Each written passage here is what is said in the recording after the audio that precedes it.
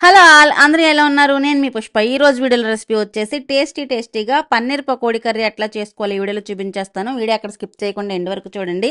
ఏంటి పన్నీర్ పకోడీ కర్రీ కొత్తగా అనుకుంటున్నారా? ఎప్పుడైనా మీరు ట్రై చేశారా? ఒక్కసారి ట్రై చేసి చూడండి. రెగ్యులర్గా మీరు చేసే పన్నీర్ కర్రీ కాకుండా ఇలా పన్నీర్ పకోడీ కర్రీ చేసుకొని తినండి. Must try. టేస్ట్ అయితే అబ్దిరిపోతుంది. దీనికోసం ముందుగా ఒక బౌల్ తీసుకొని 1 టేబుల్ స్పూన్ శనగపిండి, 1 టేబుల్ స్పూన్ కార్న్ఫ్లోర్, ఇందులో కొద్దిగా పసుపు, కొద్దిగా కారం, అలాగే కొంచెం సాల్ట్, ధనియాలు, జీలకర్ర పొడి, అలాగే 1/2 టీ స్పూన్ అల్లం వెల్లుల్లి పేస్ట్ కూడా వేసి ఈ పిండికి సరిపడా అనమాట ఇవన్నీ వేసుకొని కొంచెం నీళ్లు ఒక 2 టేబుల్ స్పూన్లు పోసి ఇలా లిక్విడ్లా కలుపుకోవాలి.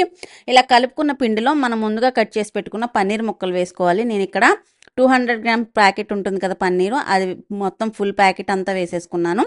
పన్నీర్ ముక్కలు అనేవి మరీ పెద్దగా కాకుండా మరీ చిన్నగా కాకుండా ఈ సైజులో కట్ చేసుకొని కలిపి పక్కన పెట్టేసుకోండి. ఇప్పుడు స్టవ్ వెలిగించి ప్యాన్ పెట్టుకొని డీప్ ఫ్రైకి సరిపడా ఆయిల్ వేసుకోవాలి.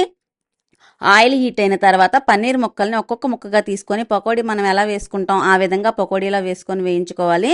నిజంగా చెప్తున్నాను, ఇది ఉట్టిగా పకోడీలా తిన్నా కూడా టేస్ట్ చాలా బాగుంటుంది. ఇలా పకోడీలా వేయించేసుకొని వీటన్నింటిని ఒక ప్లేట్లో తీసేసుకోవడమే. మీరు రెగ్యులర్గా చేసుకునే పన్నీర్ కర్రీ కాకుండా ఒక్కసారి ఇలా ట్రై చేసి చూడండి. టేస్ట్ అయితే మీకు కంపల్సరీ నచ్చుతుంది.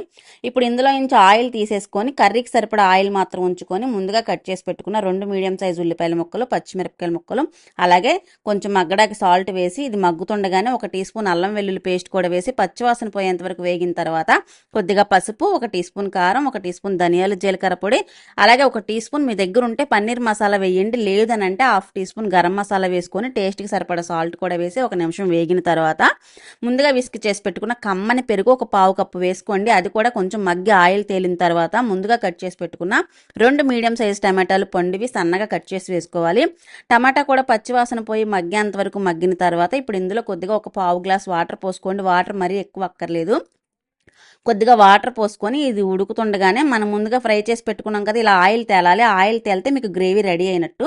ఇప్పుడు ఇందులో ముందుగా ఫ్రై చేసి పెట్టుకున్న పన్నీర్ పకోడీ మొత్తం వేసుకొని ఒకసారి స్టవ్ని హై ఫ్లేమ్లో పెట్టి కలిపి పైనుంచి బటర్ క్యూబ్ వేసుకొని కొత్తిమీర జల్లి స్టవ్ ఆఫ్ చేసుకున్నారంటే అంతే. సింపుల్గా టేస్టీగా పన్నీర్ పకోడీ కర్రీ రెడీ అయిపోయింది. Must try. నిజంగా చెప్తున్నాను, టేస్ట్కి మీరు ఫిదా అవుతారు. అంత బాగుంటుంది. రెస్టారెంట్కి వెళ్ళినా కూడా ఎంత మంచి రెసిపీ దొరకదో కంపల్సరీ ట్రై చేయండి. మీరు కూడా ట్రై చేసి మీకు ఎలా కుదిరిందో కమెంట్ సెక్షన్లో కమెంట్ చేయడం మర్చిపోవద్దు.